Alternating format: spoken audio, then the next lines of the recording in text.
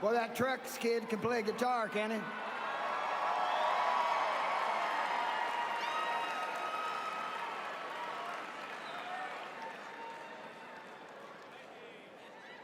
I'm John Mellencamp, and I'm here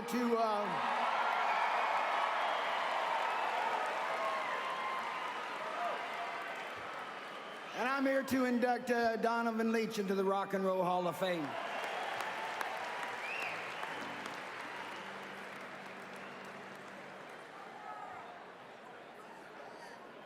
All right, Don.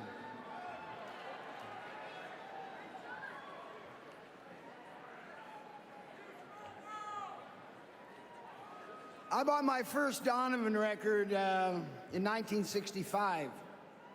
I was in the 7th grade, and back then we waited for every record, and I waited for every album he made to come out so I could learn how to play those songs. And I wasn't just listening to Donovan, I was living Donovan, right? Which means I was stealing all his shit from Donovan. Other artists, and you know who you guys are, call that being inspired.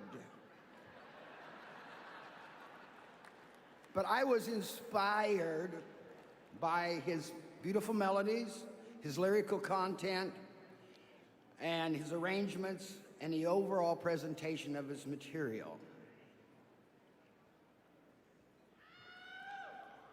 So in 1981, I was making a record at Cherokee in Los Angeles. And one of the guys in my band comes up and we're in the studio and he goes, "God damn, I just saw Donovan Leach in the lounge." And I thought, man, I hope that motherfucker don't see me. I stole some of his shit from him. He's liable to kill me. But Don, being a peace-loving gentleman, I felt safe, you know. Now, you guys that don't know me, I am what some people call, I suffer from being a mild misanthropy guy. Which means that sometimes I don't like to be around other people. Which means if you're in my band, you're in hell. So I was talking to the guitar player, and I don't know how this happened. We were having a conversation and a fucking fist fight broke out. So I'm about ready to hit this hillbilly in the mouth, right? And we're rolling around and we somehow roll out of the studio into the lounge and pow!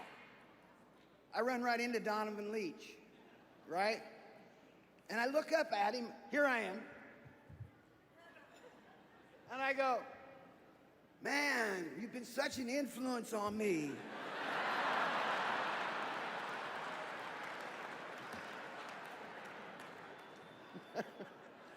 You've been such an influence on me, and I thought he would say, "And you stole all my shit," but he didn't. So that was my introduction to Donovan Leach. I'm sure he doesn't remember that. But he was my inspiration, or as I say it, the guy I stole a bunch of shit from.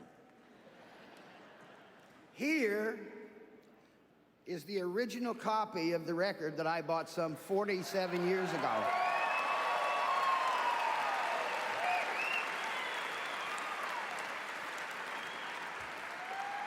See how it says Mellencamp? In Indiana, we used to use these things like money. You know, when you didn't have any money, see, you would sell this for like $1.50 and trade it for 2 Led Zeppelin records, and then they'd trade it back. And you always wanted to keep track of your stuff, you know. So that's why I have my name all over. Anyway, I'm going to now read from the liner notes of this album. Less than a year ago, the British recording industry reached a sort of floating period between the wild rampage of Liverpool and the sound shifting gears into a new trend. A whole year went by. Needed a new trend. That's not, I just added that. It was one of those indecisive moments when the followers and the opportunist, and you know who you are, tumbled all over each other trying to reach record buyers and began to look around for something new.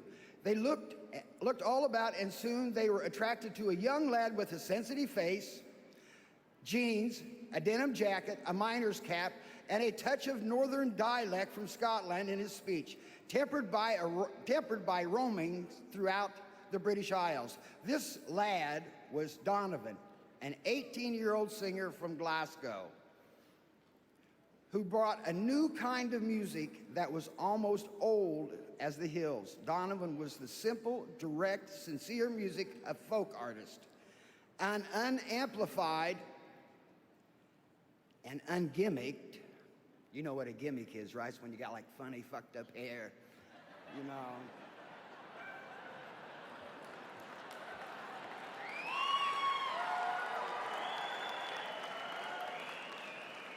And you curse all the time on stage, and you know, hell, some guys might even wear a sock as their whole outfit.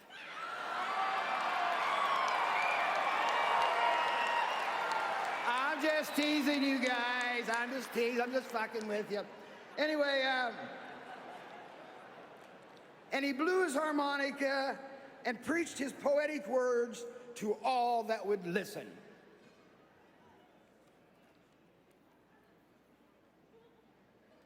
So really, I guess what it boils down to in the long run is that you can do whatever you want, you can look however you want, but if you don't have the songs, it don't matter.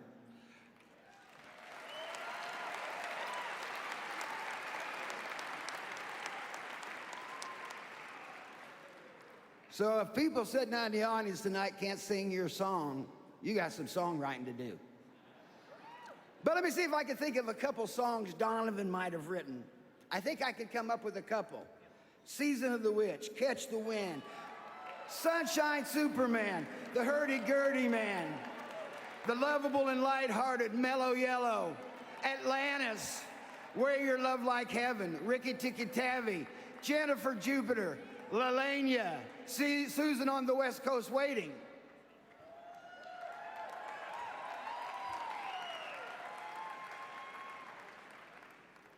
And that's just the songs that were on the radio. Think of all the undiscovered songs that are on these albums that nobody's ever heard or paid attention to. Beautiful songwriting like nobody else. And I think it's only fair that that we mention that this was all done by one kid from Scotland, right? One guy wrote all those songs. And it's only fair to mention that he also was part of one of the greatest collaborations maybe in music history, and that was the marriage of Donovan with Mickie Most. Together, those guys created a folk rock sound that invaded the world's radio. Now think about where we're at this time. It's 1965, 1966. And every kid was sitting in their bedroom, heard that sound. And the style that this guy brought to the music industry and to the youth of the world. Along with the Rolling Stones, along with the Beatles, there was Donovan standing shoulder to shoulder, leading the way, and the youth culture that was in revolt at the time, that the world has never seen anything like it before or anything like it since.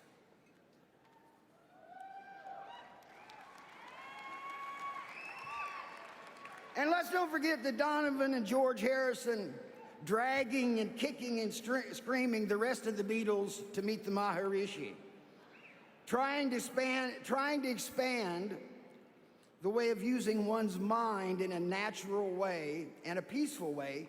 The message of peace that Donovan and those guys sent out at the time was heard all over the world. I heard that message, but I forgot it. And a little more thing I got to say about Don. Let's don't forget, he's the guy that taught Lennon and McCartney a special kind of finger picking called a claw hammer that they later stole, they were inspired by, and used on songs like Dear Prudence, Blackbird, Mother Nature's Son, and Julia.